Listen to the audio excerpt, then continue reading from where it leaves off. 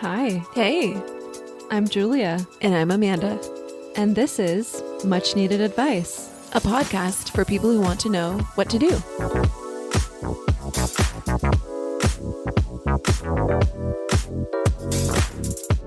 So I just helped my parents set up their first Gmail account. The email that they had was a Cox email address, which I don't even know if Cox still offers email or if that's even still a thing. Cox.net? Exactly. Do you think it's better or worse than Hotmail? Oof. I think it's worse than Yahoo.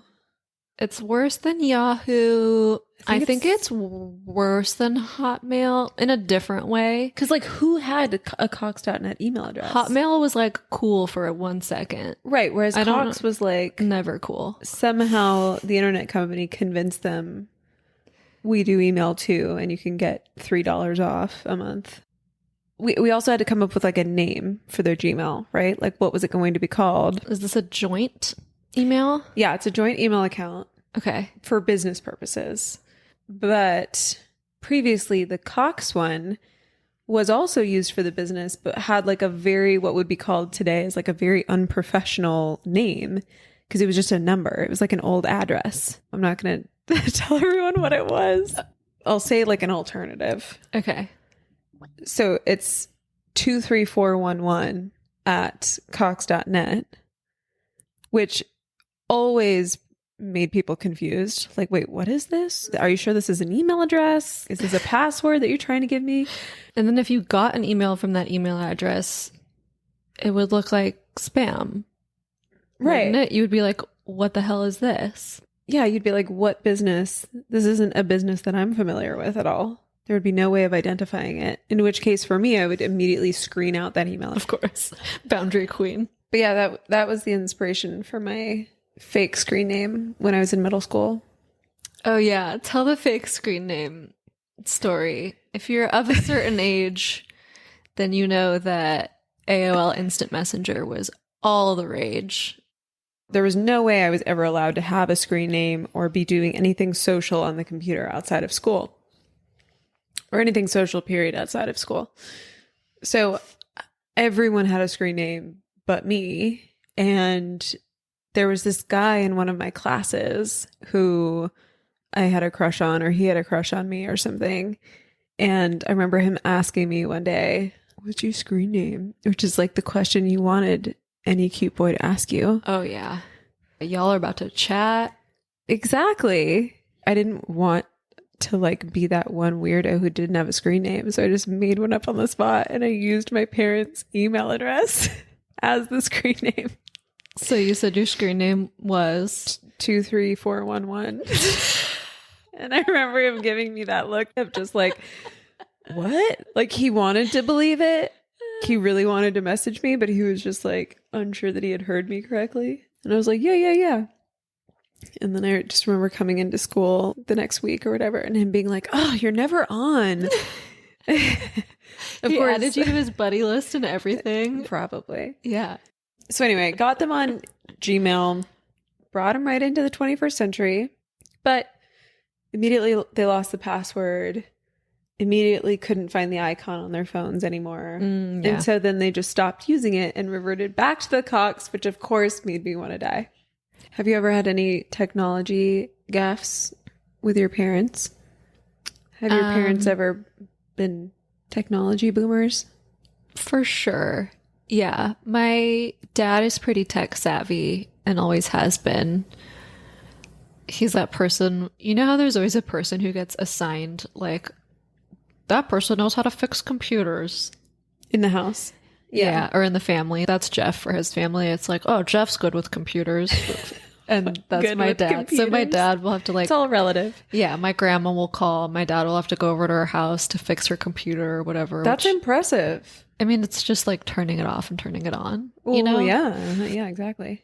My mom's not as tech savvy. I think she's listened to our podcast and she's trying to listen to it again. Hi, Mom. If you're hearing this, you did it.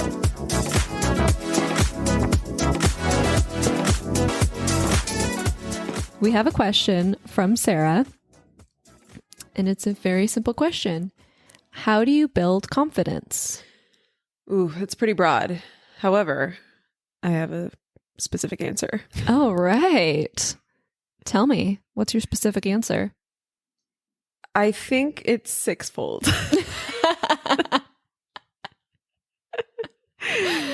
Right. Okay, you got me. I've been thinking about this question. It's like, wow, you really outlined 6 points in your head. We both have the fast. login to the TMs, okay? I'll be honest, it's not a surprise. What's your first thought about how you build confidence? My first thought is if you don't like something about yourself, change it. Kind of like when you're a novice writer or painter, you kind of steal from the people you admire most and take on their style until you find your own. And that's a good way to get started. The same can apply for confidence. So when you think of the people in your life that you admire or that you think are really cool or that carry themselves in a way that just inspire you, and if someone gets you thinking, oh, I wish I could be like that, I wish I could come back with a response like that, or just look so self-assured or poised or whatever it is, just you can take on those qualities. Just take them on. I love thinking about people that I've looked up to over the years and seeing what progress I've made into becoming more like those people and what qualities of theirs that I've tried to take on and grow in myself. Sarah, you will be that person for someone else. Yes, you will. You definitely will. And this point, I think, can be really deep and can also be shallow. If there's something about you don't like about yourself, change it. Like getting braces if your teeth make you feel insecure, or They have Invisalign now. they have Invisalign now, or like I get Botox because I feel more confident when I have a taut. Talk about something that can be Forehead. deep or shallow. Them wrinkles. True. Very true. So if it's little things like that or bigger things like you were saying, holding yourself a certain way, even if it's like somebody has great posture and you always notice that about them, that's something you can work on. Posture does a lot. That could be a whole pillar in and of itself. Physical, emotional, mental. You can make adjustments in any of those categories by getting surgery, going to therapy, educating yourself. Yeah. And in that same vein, who are you surrounded with? Are you surrounded with people that make you want to level up? Do you have friends that have really great qualities that you can emulate? I do too. I feel so lucky about that all the time. I just think my friends are so cool and out in the world doing really amazing things and so admirable. And then the other side of that coin is you might have people in your life who don't make you feel good about yourself. You might be holding on to some toxic relationships. So it's really good to take stock of who's around you and are the people closest to you building you up or are they bringing you down? Yeah, pay attention to how you feel right after you've hung out or right after you've hung up the phone. Is it like I'm like ready to take on the day? Or is it kind of like an icky, cloudy feeling? If you're on this journey of building confidence, it can be really hard to do that if you do have people in your daily life who are taking that away. Yeah, subtle put downs. I mean, there's a number of things that could be happening. Yeah. So it's good to take stock. Yep. And the place we probably want to start with that is loving yourself. So knowing yourself and love languaging yourself. I love that advice. Just being able to learn as much as you can about yourself and what makes you happy and what makes you feel loved. Amanda and I were talking about this the other day. If you don't know, the love languages, there are 5 love languages, and everybody has a certain order of what makes them feel most loved. And we were talking about, can you use your own love language on yourself to make yourself feel loved? And I think you can. Mm-hmm. So you were giving me some great examples. Amanda's one of her top love languages, words of affirmation. And so what are some ways that you've been able to love on yourself with words of affirmation? So I think it's how it sounds too. It's literally affirming yourself, and that helps build confidence. Just keeping top of mind the moments when you've done something that you're proud of, the moments when you did something to make someone else smile and they thanked you for it. I keep an affirmations folder in my Outlook inbox. Cool. And I have ever since I was younger. And when things actually go well, actually for once, no, it's a reminder, in those moments where I'm feeling like, oh, I don't know how to do anything, or I just suck at this or whatever. It's knowing, I don't even really go to the folder that often, but just knowing that it's there and it's where I've put thank you emails or, wow, this was so awesome, good job emails. You do the same thing with physical letters, birthday cards, whatever. Some of your favorite written notes that you've gotten from people in your life that make you feel good, help remind you of who you are and why you're special. That's really cool. I always save nice cards too. And it's nice when you accidentally stumble upon them and can kind of flip through. But I want to go back. You said something that I think is important. You have moments where you don't feel confident. You have moments where you feel like you can't do anything right or you made a mistake. And I think it's important to remind you, Sarah, and everybody that nobody is 100% confident all the time. Right. Some people are never confident, and that's something you can change, but you'll never always be confident. You're always going to have those moments where you're down on yourself or you're embarrassed at something you did or you're lying awake at night just cringing at something stupid that you said, because that's what it is to be human. And the way to take the power back in that situation is to tell a friend and laugh it off. You don't have to just be dying inside in those moments. What a confident person would do is make fun of themselves, be vulnerable, be willing to put it out there and say it first and then move on and get over it. Yeah. And we hope by normalizing the fact that everybody has those things where you can't sleep and all of a sudden this memory gets replayed of some stupid thing you said 8 years ago. It's not just you, and there's nothing wrong with you if that happens. There's memes about it, which means it's relatable, but exactly, that is just a common human experience. Thank God for memes. That's made me so much more comfortable with being vulnerable, is just other people on the internet talking about their embarrassing moments that we all share. TGFM. Thank God for memes. Oh. And acronyms. One thing Julie and I are both good at, and we've said it before and we'll say it again, is love languaging ourselves with a massage. For sure. Finding what makes you feel loved and cared for and doing it for yourself is a way to build confidence, to know that you don't have to count on other people to make you feel loved. And you don't have to wait for somebody to come along and do the thing you're wanting them to do. Mm-hmm. And if you do want something from somebody else, just ask. Ooh, let's get into this one. Tell me more. Asking for what you need is a huge confidence builder. It does feel like it takes confidence to do that, which it does. It can definitely be scary if you're not used to asking for what you need.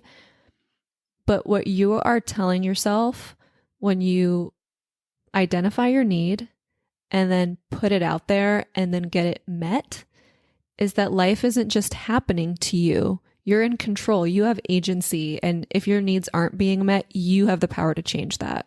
You've got the power. Yeah. Why do you think it's scary for some people to ask for what they need? Why do you think people don't do it? I think it can be a lot of different things. I think there are people that don't want to feel like they're imposing on other people or being burdensome. I think there are people who aren't comfortable being vulnerable and verbalizing vulnerabilities. I think there's also this idea that other people being able to read your mind and guess what you need somehow means that they love you more or that you're more worthy of the thing that you need. And it doesn't at all. No, that's total bullshit. And your life will be so much easier and smoother if you can come to terms with the fact that people can't read your mind, and waiting for people to read your mind will never make you happy. And asking for what you need, in my experience, doesn't take away from the experience. Asking your boyfriend for a hug I do it all the time. doesn't Make the hug less satisfying. Yes. It doesn't. Right. I promise. We're all human. We're all walking around in our own little worlds. And think about if your boyfriend needed a hug and he just didn't feel like he could ask you. What a weird barrier. I would so much rather know and just be able to give it to him.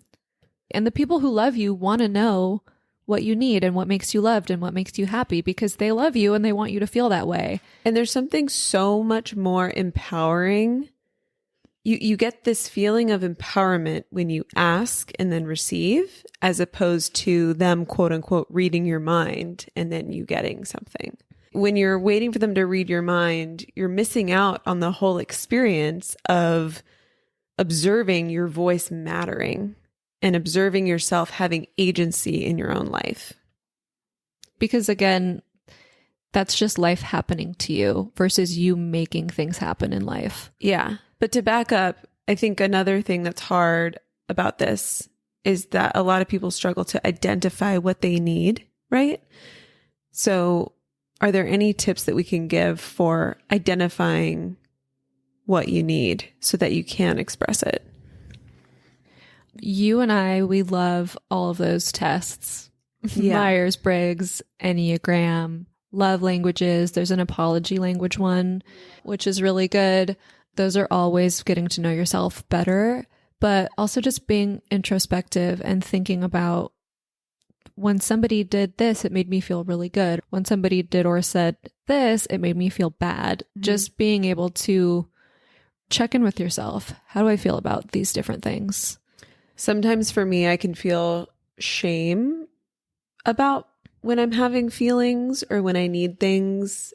Like, say I'm having a moment where I just want my friend or my parent to tell me that they're proud of me, or something like that. It's like really hard to say that to someone, and it can feel like kind of shameful, like, why am I being weak, or why do I need this external validation? But even something like that, it's so powerful when you can identify, okay, I'm going to be strong enough to lean on the people who I know love me right now to remind me who I am and remind me why they love me and remind me that they're proud of me.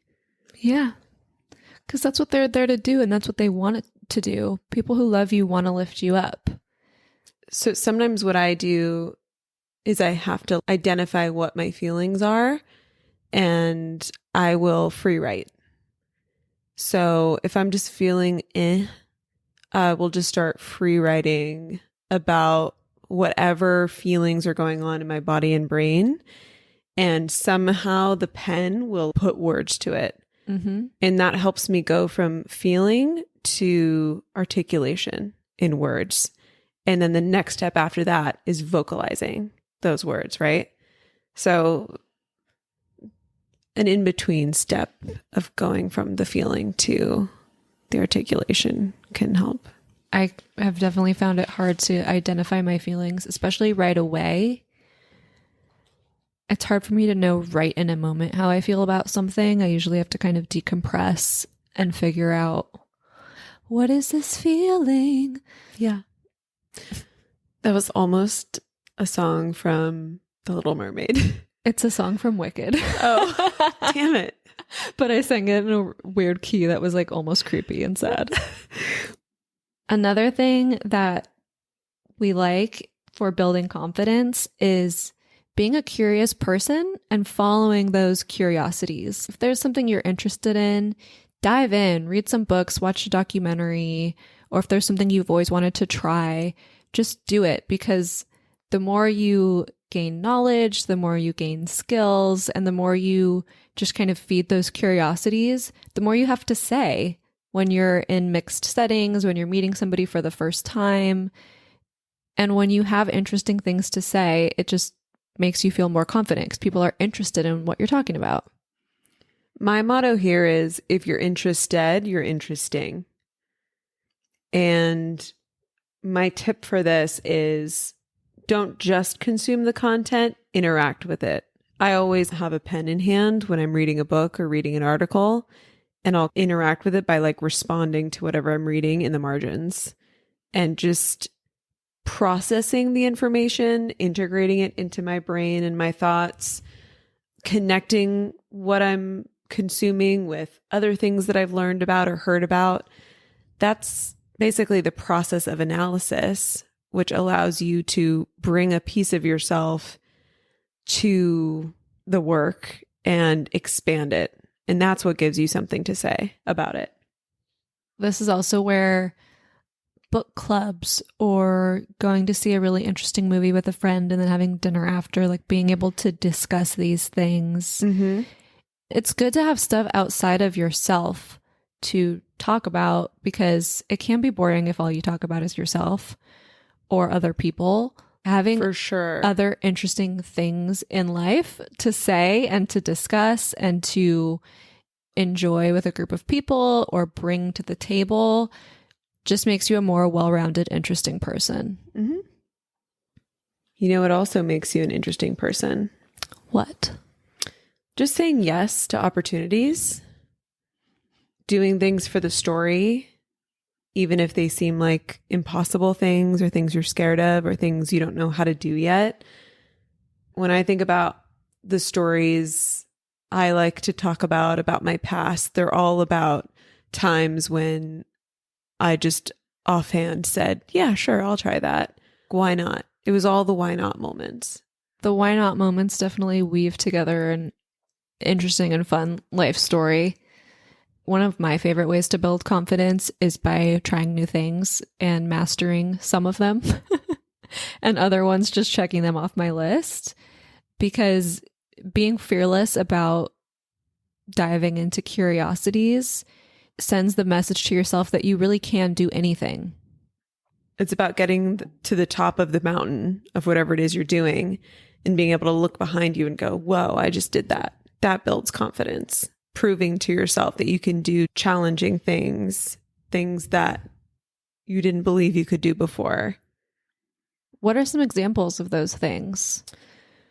When I've had to meet a crazy deadline that I didn't think I could meet, Mm-hmm. or when I've had to juggle a 50th thing and not let anything drop.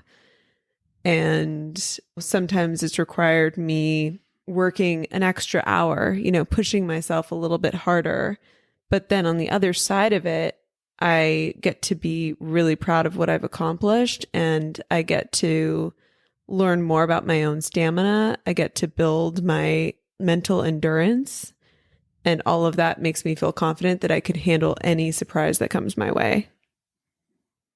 It's those moments where we feel stretched in the moment that build confidence long term. And I think this is really important to, if you can, remember this in those moments where you are feeling stretched.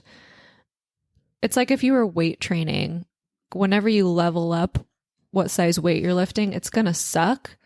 But you can remember, after this, I'm always going to be able to do that weight. I had a full-time job when I was in college. Like a 24/7 full-time job while I was trying to finish up a couple classes. And I was on tour in a different country on a concert tour, taking my finals at night after the concert, writing my final papers after I had worked all day. And after that, I was very stretched. It was very stressful, but I did it. And it made everything else literally in life feel easy. One of my favorite quotes is by Will Smith. He said, "You can't build anything if you're not willing and even sometimes seeking suffering. At the edge of the maximum amount of suffering you can handle is where the lessons are and where you find your strength." That strength right there is confidence. It's the confidence to be able to say, fuck off if someone's messing with you, knowing that you can handle yourself no matter what. Where I gained the most confidence was in a time in my life where the rug was kind of pulled out from under me in terms of financial support. And I had to learn for the first time how to support myself without really that much notice or any notice. And proving to myself that I could do that gave me the confidence now when I go into any job or any situation that I can always walk away if I'm not happy or if I want to change, and I'm going to survive and make it work no matter what. I'm not really going to fail, because if I can survive having no money, I can survive anything.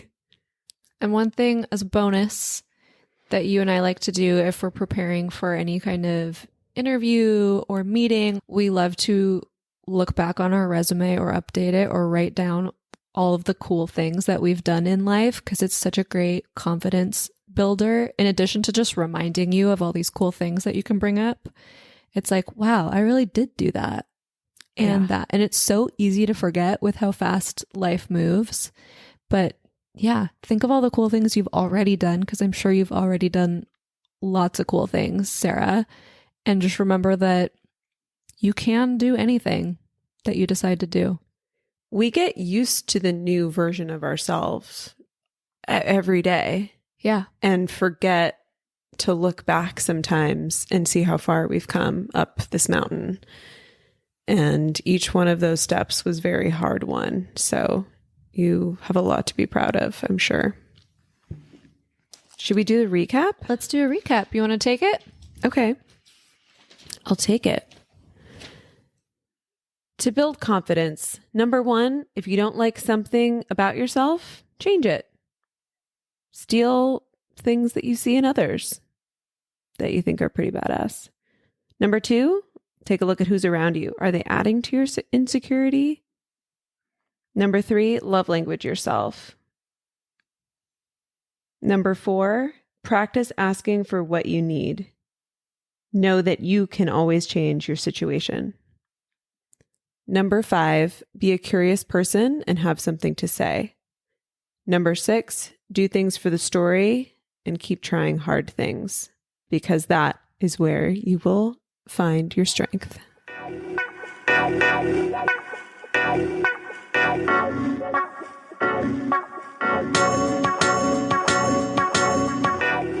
Julia? Yeah.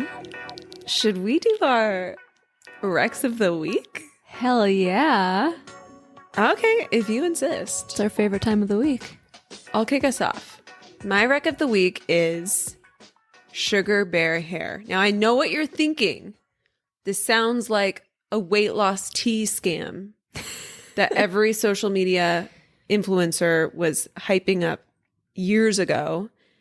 And you might be thinking, whatever happened to that? It probably failed because it was probably a scam, because probably. But It does sound like a 2017 scam. I am here to tell you it is the only thing that I have tried that actually promotes hair growth.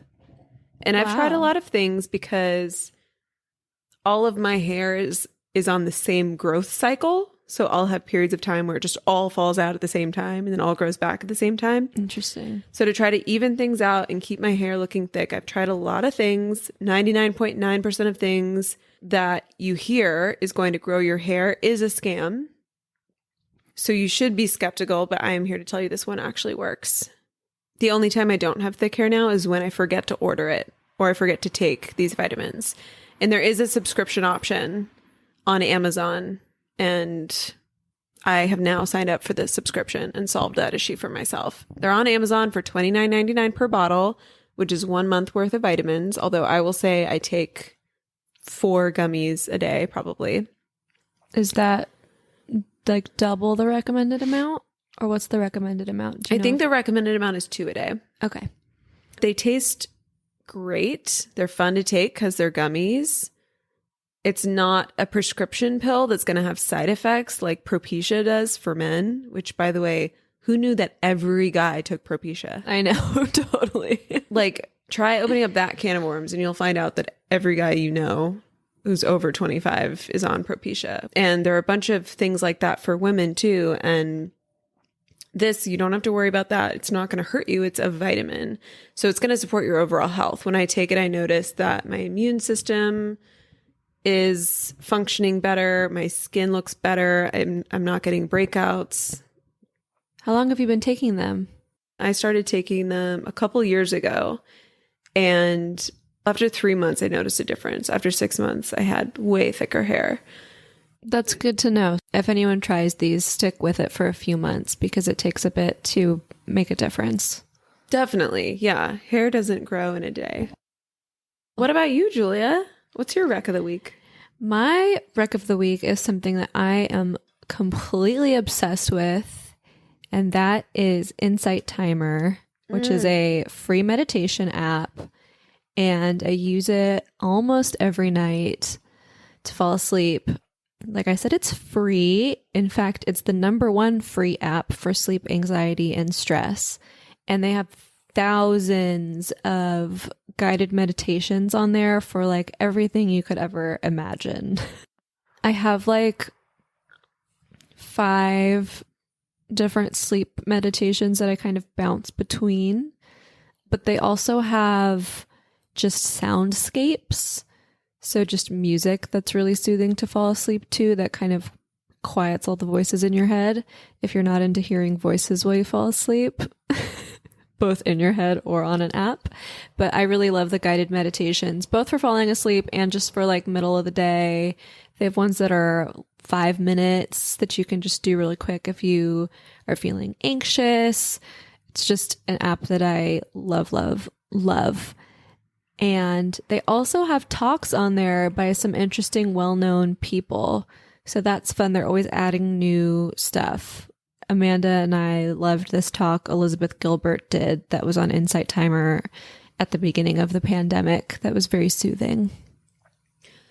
I will say Julia got me hooked on Insight Timer, and I have tried all of the meditation apps. I tried Calm, Headspace, 10% Happier, Unplug, and Insight Timer was by far my favorite and the one that I've stuck with. There's live classes, there's yoga classes, there's so much on there, and I really like the branding. I like a lot of the narrators. I think the thing that bothered me about some of the other apps is I didn't like their main narrators' voices. And they have ratings. You can see what the ratings are and you can read some of the reviews before you start if you aren't sure about something. And like the variety, like having talks and not just meditations are really, really nice because sometimes I just need to be amped up. Yeah, they also have courses where it's more of a framework that you do over a certain set of time. There's so much in there to explore. A lot of it is free. And I can't recommend it enough. It's one of my favorite things. So I found this meditation and the picture that goes with it is of whales.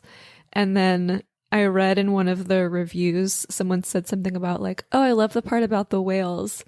But I listened to it so many times and didn't get to the part about the whales. Because I fell asleep because it worked. So it took probably 15 times till I got to the whales on a particularly sleepless night. It was hard for me to change my habit of listening to something noisier as I fell asleep, like a TV show or a podcast. But I sleep so much more soundly this way. So it's just an adjustment that I had to make. And after about a week, it was a lot easier to just turn on one of these meditations and feel comfortable tuning the world out and drifting away. So that's what we think you should do. What do you think? Rate, review, and subscribe wherever you get your podcasts. Do you need advice? DM us on Instagram at much.needed.advice or email us at muchneededadvicepod@gmail.com. Bye. How do we become one voice?